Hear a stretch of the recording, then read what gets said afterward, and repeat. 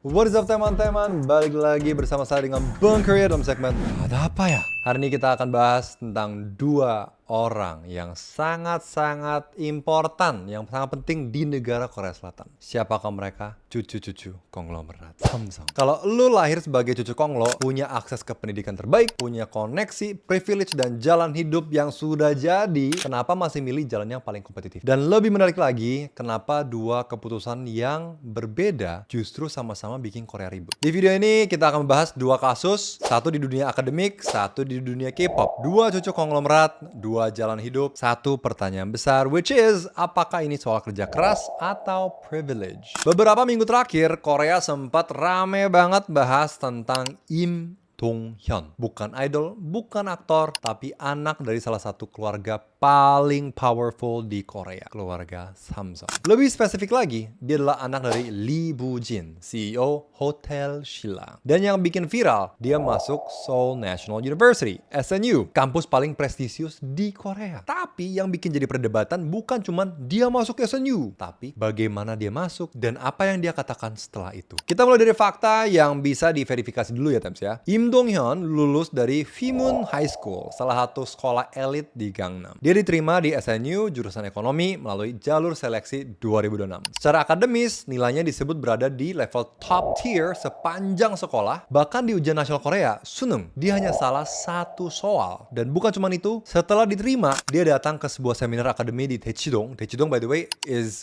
pusat bimbel paling hardcore di Korea. Dan dia kasih presentasi tentang cara belajar. Wow, disitulah semuanya mulai viral. Dalam presentasinya, dia bilang, selama 3 tahun, saya benar-benar putusin smartphone dan game. Dia juga bilang, setiap ujian matematika, latihan sekitar 2000 soal. Fokus ke problem solving, bukan hafalan. Menjaga konsentrasi sebagai kunci utama. Sekilas ini terdengar seperti motivasi biasa kan ya? Tapi di Korea, ini langsung meledak. Supaya jelas, kita susun timelinenya. 2 Februari 2006, Im Dong-hyun tampil di seminar akademi. Memberikan tips belajar, statement 3 tahun tanpa smartphone dan game. Mulai menyebar. 9 Februari, dia lulus dari Fimun High School, bahkan tampil menyanyi di acara wisudanya. Ibunya hadir dan terlihat bangga sekali. Tanggal 26 Februari, dia resmi menghadiri upacara masuk SNU, dihadiri ibu dan neneknya. Keluarga besar Samsung datanglah. Nah, kenapa ini bisa jadi viral? Karena jujur, anak pintar masuk kampus bagus itu kan bukan berita ya. Tapi di kasus ini, ada 3 alasan yang bikin ini meledak. 1, anak konglomerat tapi pilih jalur Korea. Biasanya anak keluarga cebol.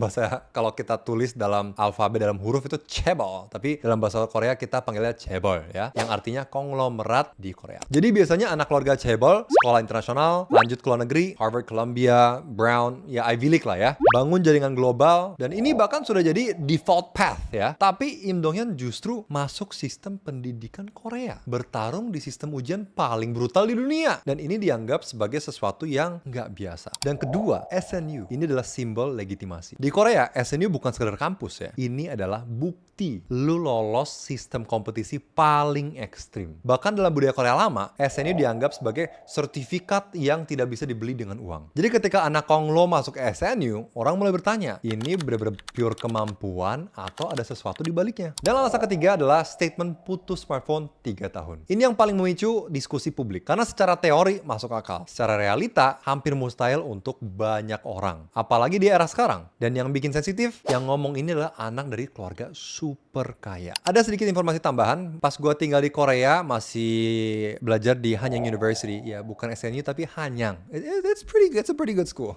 Anyways, ada beberapa teman di gereja yang sempet ceritain gimana mereka demi Suneung, demi ujian Korea ini, mereka ngapain aja gitu loh. Gak pergi ke warnet, sampai HP-nya diganti HP jadul. Ya misalnya kayak Nokia yang lu banting 100 kali nggak rusak gitu ya. Nah, diganti HP seperti itu. So to be honest, bagi gue sih nggak real banget ya. Tapi mungkin bagi banyak orang Korea tetap terdengar agak mustahil karena 3 tahun. Bukan 1, bukan 2, 3 tahun. Anyways, going back to the topic. Di sini penting banget kita bedain fakta ya. Dia memang masuk SNU, memang top student, memang memberikan seminar kepada adik-adik kelasnya. Dia memang mengatakan soal 3 tahun tanpa smartphone. Netizen Korea reaksinya bervariasi. Ada yang bilang ini bukti kerja keras. Ada yang bilang juga ini unrealistic advice. Ada yang bilang juga dia bisa fokus karena privilege dia. Ada juga yang bilang ini standar yang terlalu ekstrim. Kalau lu orang Indonesia, lu pada mungkin mikir, ya udahlah, anak rajin masuk kampus bagus, tapi di Korea sedikit berbeda. Sistem pendidikan Korea adalah extreme mode. Jam belajar bisa 12-16 jam per hari. Bimbel atau yang dipanggil hagwon sampai malam kompetisi sangat ketat. Bahkan ada istilah exam hell, neraka ujian. Gue pengen kasih tahu tentang Daechidong. Daechidong adalah epicenter persaingan. Dong adalah seperti daerah ya, misalnya kayak Kembangan atau Senopati gitu, Daechidong. Tempat ini dimana ada banyak banget bimbel-bimbel dan bimbel yang top level. Dan kebetulan ini juga adalah tempat dia kasih presentasi bagaimana ya tips and advice untuk adik-adik kelas dia lah. Jadi tempat ini tuh bukan sembarangan tempat. Daechidong itu pusat bimbel elit Korea.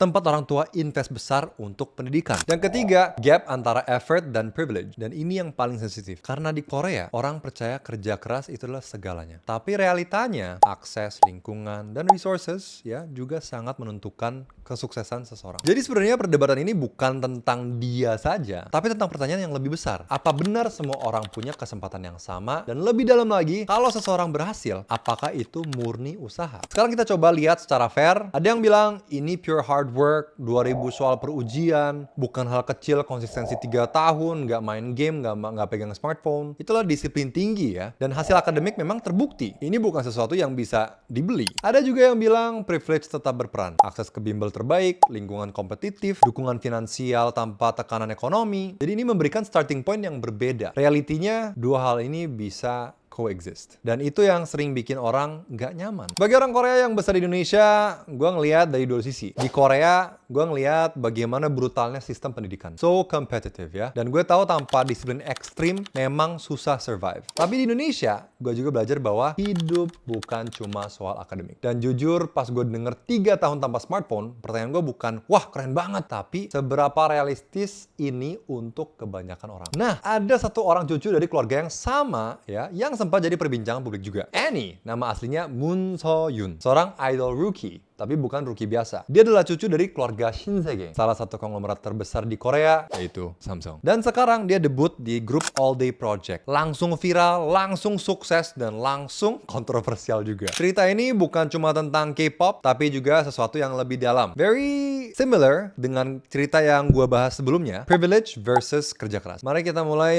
dari yang bisa kita pastikan. Apa yang terjadi? Tanggal 9 Juni 2025, grup All Day Project diumumkan ke publik. 16 Juni 2025, music video Famous dirilis lebih dulu, dan 23 Juni debut resmi. Grup ini beranggota 5 orang, campuran laki-laki dan perempuan, diproduksi oleh Teddy. Kalau kalian suka K-pop pasti tahu, produser Big Bang dan Blackpink, dan berada di bawah naungan agency The Black Label. Music video langsung trending nomor 1 di YouTube, yang masuk chart Melon dalam hitungan jam. Baru Melon adalah sebuah aplikasi musik seperti Spotify atau YouTube Music atau Apple Music gitu ya. Banyak video mereka masuk trending. Artinya secara performa awal, ini sukses besar banget. By the way, terlepas dari background elitnya Annie ini, Moon So-yoon ini, dia sudah training sekitar 7 tahun. Jadi sebenarnya bukan cuma anak kaya. Dan orang tuanya pun sempat menolak keputusan dia untuk menjadi idol. Dia diharuskan untuk membuktikan diri lewat masuk university dulu. So again, dia bukan cuma anak kaya. Tapi semua berubah di sini. Tanggal 14 dan 15 November 2025, Korea Grand Music Awards diadakan dan dimenangkan oleh All Day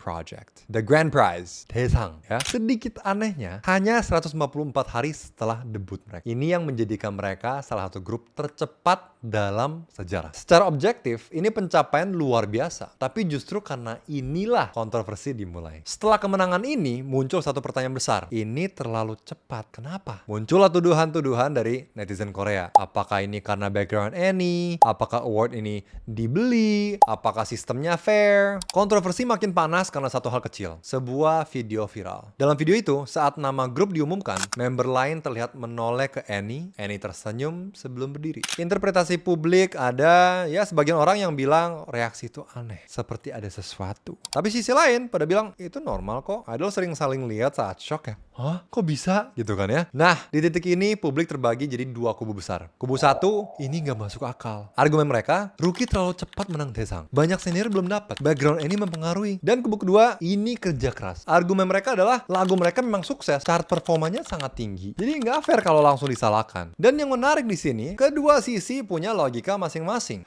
Tapi seperti semua masalah, masalahnya tidak berhenti di sini. Serangan ada sampai ke keluarga juga. Bahkan adek Annie ikut kena serangan di media sosial. Orang bertanya, apakah keluarga kalian beli award? Dan reaksi publik lain mengatakan, ini keterlaluan. Kritik berubah jadi personal attack. Itu nggak boleh. Dan ini sangat penting, Tams. Karena diskusi berubah dari fair atau enggak menjadi serangan personal. Itu dilakukan oleh orang-orang SDM rendah. So we don't do that, guys. Alright? Nah, kalau pada orang Indonesia, kalian mungkin mikir, ya udah sih, sukses sih sukses, ya kan? Tapi di Korea ini jauh lebih dalam. Haesang itu adalah simbol legitimasi. Haesang itu bukan sekedar award, itu simbol kamu adalah yang terbaik di industri. Jadi kalau rookie menang, itu langsung jadi pertanyaan besar. Kedua, sistem K-pop seperti culture Korea pada umumnya, it's extreme competition, oke? Tapi K-pop lebih-lebih lagi. Training bertahun-tahun, banyak gagal debut, gak semua sukses. Jadi fairness itu sangat-sangat sensitif. Dan ketiga, isu ketimpangan sosial. Korea punya isu besar, gap antara kaya dan biasa. Jadi ketika anak konglomerat sukses cepat, itu langsung menyentuh emosi kolektif masyarakat. Oh, jangan-jangan nih.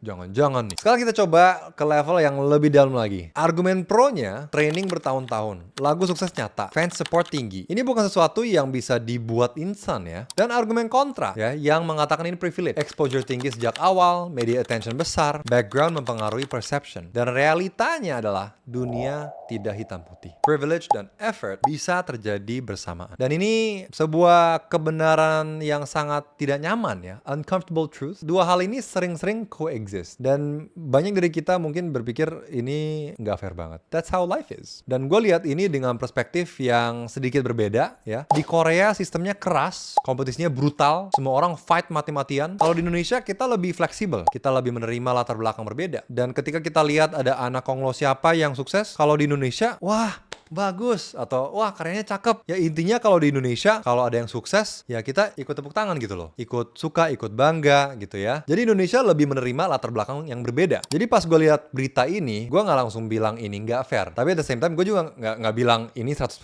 fair gitu ya. Karena jujur, hidup memang nggak dimulai dari garis yang sama. Tapi pertanyaan yang lebih penting adalah setelah lu mulai, lu ngapain? Menurut gue, ini bukan cuma soal Annie. Ini tentang bagaimana kita melihat kesuksesan orang lain. Di era sekarang ini ya, apakah kita menilai hasil, menilai proses, atau menilai latar belakang. Dan kalau kita lihat dua cerita ini, satu memilih jalur akademik paling ekstrim, satu memilih industri hiburan paling kompetitif. Dua-duanya punya privilege, punya tekanan publik, dan sama-sama dipertanyakan. So, mungkin ini bukan lagi soal Im Dong-hyun atau Annie, tapi soal kita juga. Kenapa kita lebih mudah mempertanyakan orang yang punya privilege? Kenapa kerja keras mereka terasa kurang cukup di mata publik? Dan di sisi lain, kenapa privilege tetap jadi sesuatu yang sulit untuk diabaikan? Karena kenyataannya, dunia memang nggak mulai dari garis yang sama ya. Tapi at the same time, effort tetap nyata. Dan mungkin yang paling sulit bukan memilih salah satu, tapi menerima bahwa dua hal itu bisa bersamaan. And that's what a lot of us find unfair. Dan terakhir, gue pengen tanya ke kalian, kalau lu lahir dengan privilege besar, apakah lu akan tetap memilih jalan yang paling sulit untuk